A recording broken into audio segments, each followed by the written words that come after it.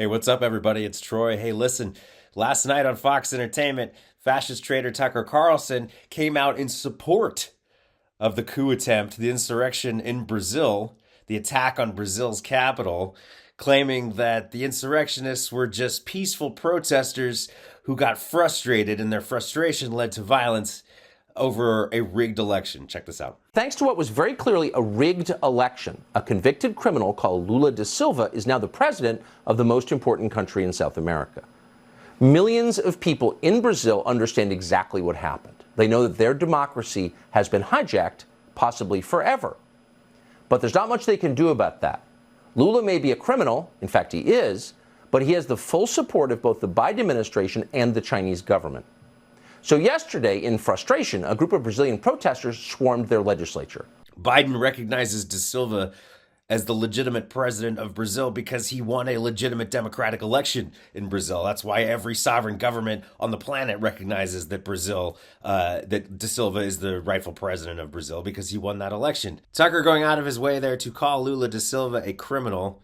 Lula da Silva is a former president of Brazil. He served as president. He was a very popular president, did a lot to eradicate poverty in Brazil.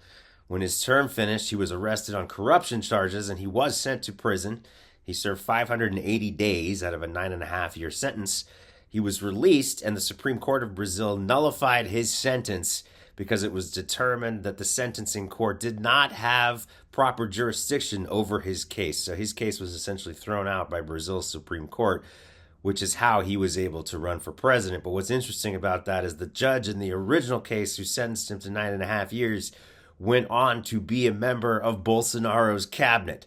But once again, we have Tucker Carlson here claiming that an election was rigged with zero evidence, just as they did for the 2020 election in the United States. But what's particularly disgusting and disturbing about this claim, without evidence by Tucker Carlson, that the Brazil's election was stolen, is that Brazil is a fairly new democracy. They've managed to create a democracy for themselves out of the ashes of an authoritarian society, out of a military dictatorship. They've managed to create a functioning, thriving democracy, a functioning constitutional republic that Tucker Carlson now wants to undermine that democracy by claiming that their democratic institutions have failed, that their election process is rigged and corrupt. This is just right out of the right-wing fascist playbook to undermine democracy, particularly young democracies like this. This is exactly what Bolsonaro wants, the far-right fascist former president of Brazil, who the insurrectionists carried out their violence in his name. This is a talking point from Bolsonaro that Tucker Carlson and other right-wing fascists are parroting, that this election was rigged in an attempt to undermine Brazil's democracy. But this is what they do. They didn't have any evidence whatsoever that the election in the United States in 2020 was rigged.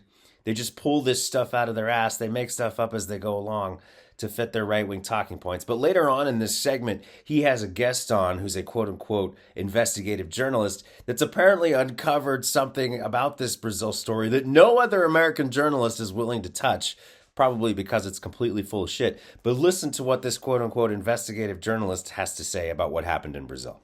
Now, it turns out, as the plot usually does thicken in these situations, that there were many an agent provocateur yesterday at these buildings and doing incredible gross damage, breaking windows and such. And it looks like this is turning into a Reichstag fire and being used to clamp down on these democratic protests. The protests are no more. The camps have been disbanded by executive and judicial mandate and fiat. And now they've set up a concentration camp where 1,200 Brazilian citizens are locked in the gymnasium and grounds of the Federal Police Training Center in Brasilia. So wait, I'm confused. Was it peaceful protesters who just let their frustrations boil over?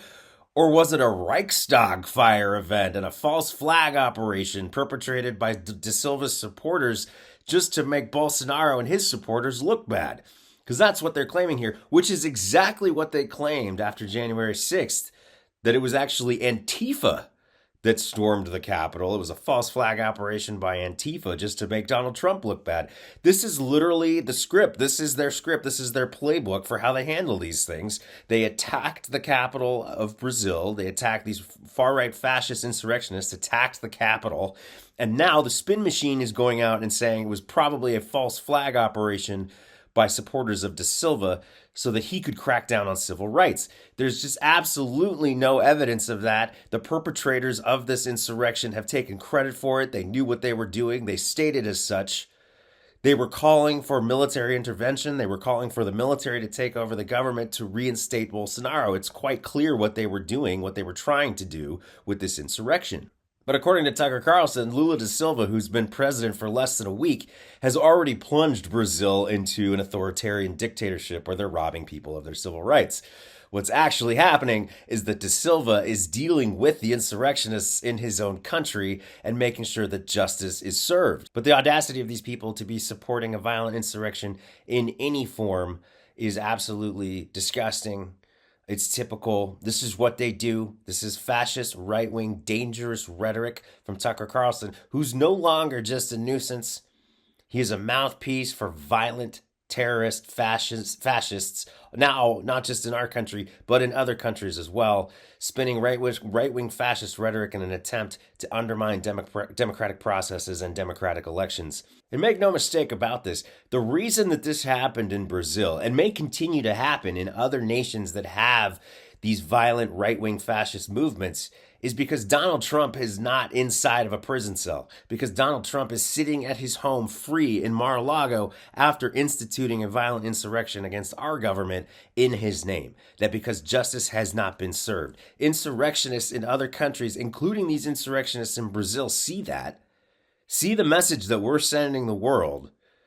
The oldest and strongest democracy in the entire world can withstand an insurrection attempt, an attempted coup to overthrow that democracy, but no justice yet has been served at the instigators, and the chief instigator being Donald Trump. The fact that he is free, is empowering, is enabling to these right-wing fascists, these violent fascist movements all over the world. And this Brazil coup, this attempted coup in Brazil, is a direct result of that. We know that Jack Smith now has all the evidence he needs to indict Trump on insurrection, on espionage, everything that Trump has been involved in while he was president and since he left office. We know that there is enough evidence to indict Donald Trump, and Jack Smith is on the road to doing that. Donald Trump will face justice in the United States, and it will send a message loud and clear that we do not tolerate insurrection from right-wing fascists. Our democracy is strong, it held, and justice will be preserved in the United States of America. We will send that message around the world, and it won't be undermined by fascist traitors like Tucker Carlson. For MeidasTouch, this is Troy. Remember, smash that subscribe button to keep supporting independent media. MeidasTouch is unapologetically pro-democracy. And look, we know you are too. So please make sure you check out our best-selling shirt and our best-selling gear, the unapologetically pro-democracy gear. And hey, while you're at it, make sure you check out my favorite shirt and one of our most famous designs, It Wasn't Rigged, You're Just a Loser, at store.meidastouch.com. That's store.meidastouch.com.